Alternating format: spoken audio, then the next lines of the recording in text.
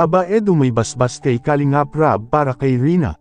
Ayun nga po, may basbas po si Edo kay Kalingap Rab na i-vlog niya si Rina, pero hindi po yan ginagawa ni Edo dahil mas gusto niya po talaga yung pag-charity, kay sobrang humanga po talaga si Kalingap Rab sa pinsan niyang ito na si Edo dahil hindi siya yung taong ayaw maghirap.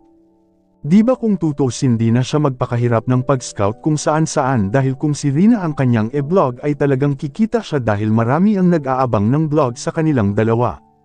Dahil people choice po talaga silang dalawa, pero ni minsan ay hindi po ginawa ni Edo yan, dahil gusto niya na kung kikita man siya ay yung pinaghirapan po niya talaga, kaya naman hangang-hanga si Kalingap Rab kay Edo.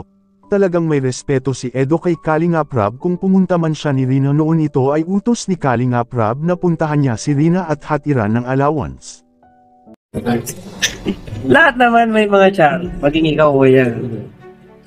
Siyempre ngayon, ikaw o yung iba, kailangan muna ng pundo kasi hindi naman ganun kalakas yung hanapay. Di ba ganun kalakas yung channel? Pero sa ngayon, ay si Edu, grabe.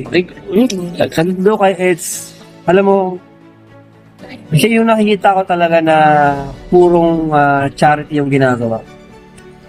Totoo yan, bro. Kahit na binibigyan ko siya ng vlog na, Eds, vlog mo to, parang magkaroon ka ng pera. Diba? Vlog team na ng mga nagdaan sa kanya, si Reyna, si Ena. Sabi ko, vlog mo, Eds, parang hindi niya ginagawa. Kasi yung gusto niya, yung channel niya ay puro charity lang. Totoo yan. Kaya, yan, si Eds, saludo kay Eds. Isa din sa, salita ko sa mga Kalingap partners, ang Kalingap vloggers na mas nakita ko sumusunod talaga sa yapak ni Kuya Banat. Sa yapak ko,